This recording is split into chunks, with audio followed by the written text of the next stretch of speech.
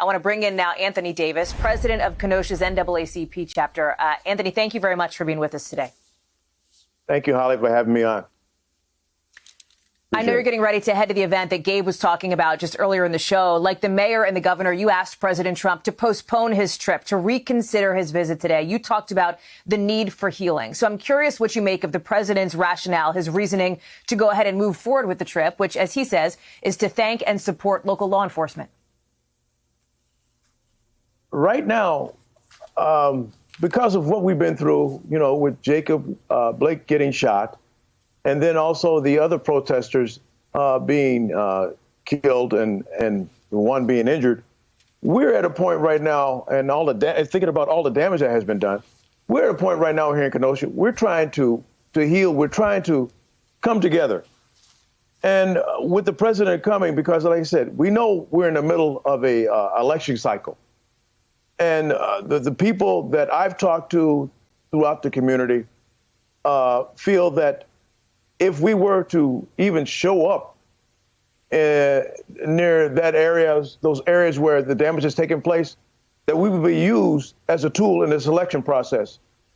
We do not want to be used in that fashion.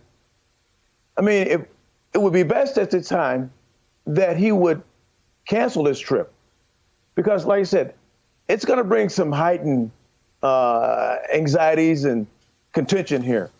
So our goal is to try to de-escalate wherever we can. You talk about the potential for heightened anxieties. How confident are you in the preparations that have been made for today? Well, today, I spoke with Jacob's uncle yesterday. We were in a meeting, and the meeting was said, hey, look, let's all go to the area where Jacob had been shot 7 times. So we're going to go support that family during this time. And we're hoping everyone that supports the family, because they've asked that people do not go to those areas and protest while the president is here. The president made some new comments about the use about police force, essentially police shootings on Fox News overnight. And I want to play a piece of that for you, and I want to get your reaction. Here it is. Okay. They choke. Shooting the guy in the back many times. I mean, couldn't you have done something different? Couldn't you have wrestled? I mean, in the meantime, he might have been going for a weapon, and, there's a whole big thing there. But they choke, just like in a golf tournament. You hear the host step in and say, well, you're not comparing these two things, are you? The president says, I'm just saying that sometimes people choke. I'm wondering what your reaction is to that. I play golf. I know about choking. But I understand you're talking about a life here. A man has been injured. You cannot equate golf and a man's life. I just don't see that. It doesn't make sense. What I'd like to see, and what people would like to see, is for our police, law enforcement, to learn more about de-escalating situations of this sort. That would have been the right thing we felt would have been, done at that time. So, golf and no, I disagree. Let me ask you this. I understand, and I understand that you had some concerns about President Trump visiting Kenosha. What about former Vice President Joe Biden? Are you aware of any plans for potentially him to come to Kenosha to visit, and is that something you would support? Not at this time. I would not like to see either candidate here. We have our own issues here in Kenosha. We're, somewhat of a bedroom community, and we need this time.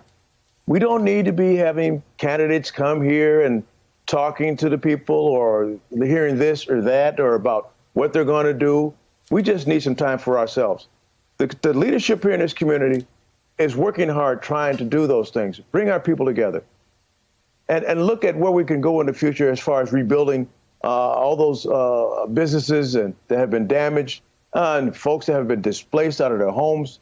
And also, we're doing this during the time of COVID-19, which makes it even more difficult to deal with.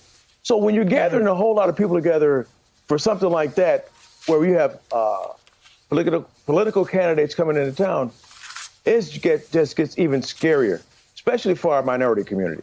Thank you for checking out our YouTube channel. Why don't you subscribe? It's really easy. Just click on that button down there. And for more news from MSNBC, click on any of these videos here for the latest interviews and highlights. You can get more videos from MSNBC with our newsletters. Head over to msnbc.com/newsletters to sign up.